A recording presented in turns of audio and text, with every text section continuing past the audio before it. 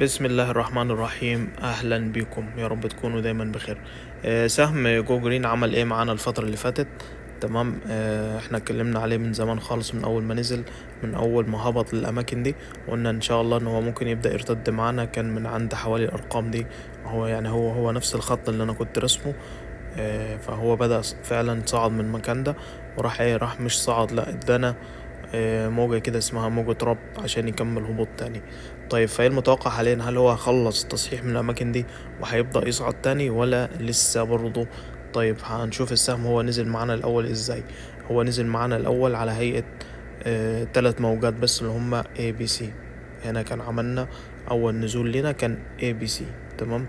طيب وبعد كده رحنا صعدنا تاني وعملنا برضو 3 موجات مش 5، اللي هم كانوا برضو آه حركة سرية كده اسمها موجة ربط، فكانت برضو ABC بالمنظر ده. تمام. طيب واحنا حاليا هبطنا، عملنا ضلع في التصحيح. طيب فاحنا المفروض ننزل زي ما نزلنا في النزول الأول اللي هو كان من أول قمة ليه من عند 2 جنيه. نزلنا على هيئة ABC على هيئة 3 موجات. طيب حاليا احنا عملنا ايه؟ وايه المتوقع اللي احنا هنعمله بعد كده؟ المتوقع ان هنا في ضلع هابط اللي هو حصل معنا، اللي هو الايه. تمام. طيب هنعمل ايه بعد كده؟ هنطلع نرتد شوية تاني. تمام. وبعد كده ننزل الضلع الأخير اللي هو السي، ويبقى كده احنا عملنا تصحيح مكتمل. تصحيح طبعا مركب هيكون معانا على هيئة WXY. يعني ما يبقى كده تصحيح مركب، فخلاص احنا كده هنسميه W. تمام. بعد كده X وبعد كده Y. فالسهم حاليا هو ايه؟ يعني ممكن يعمل ارتدادة طبعا ايه للبيع، مش للدخول حاليا او للاستثمار لفترة طويلة. ليه؟ ان لسه السهم هينزل ويعمل قاعة تاني اقل من القاعدة. تمام. فالسهم حاليا الخسران فيه هيعمل لك ارتدادة، مش طبعا مش صعود، ارتدادة ممكن توصل معاك لأي مكان من الأماكن دي.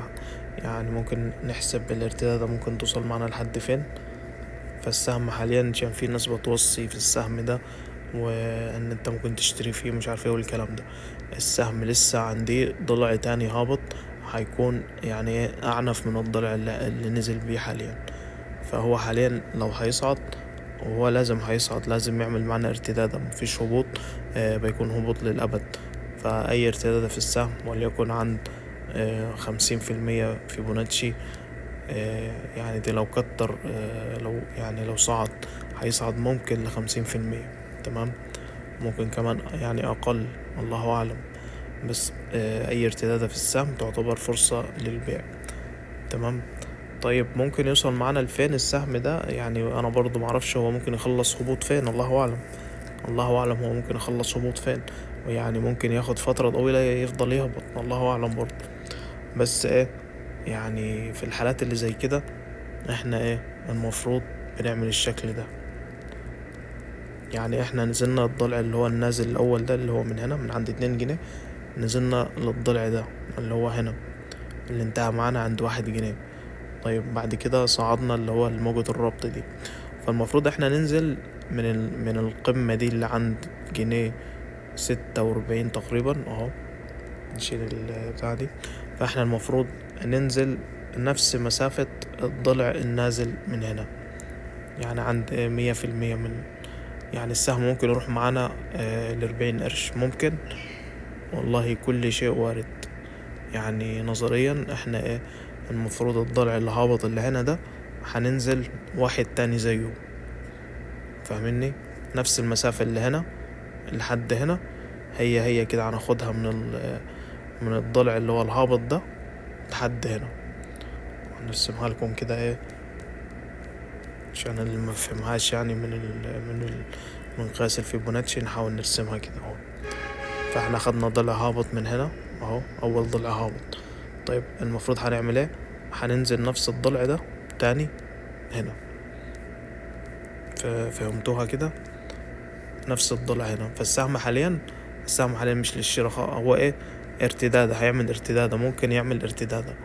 تمام. وبعد كده يكمل هبوط تاني، وفرصة الشراء ان شاء الله الاكيدة والمظبوطة في السهم ممكن توصل معانا عند 40 قرش. دي فرصة الشراء الاكيدة، وبعد كده ممكن نصعد تاني.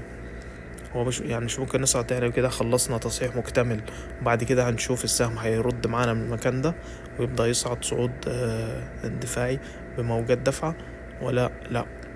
فحاليا السهم نعتقد هيعمل ارتدادة وبعد كده هيكمل في الهبوط تاني. ده سهم جو جرين، واشكركم.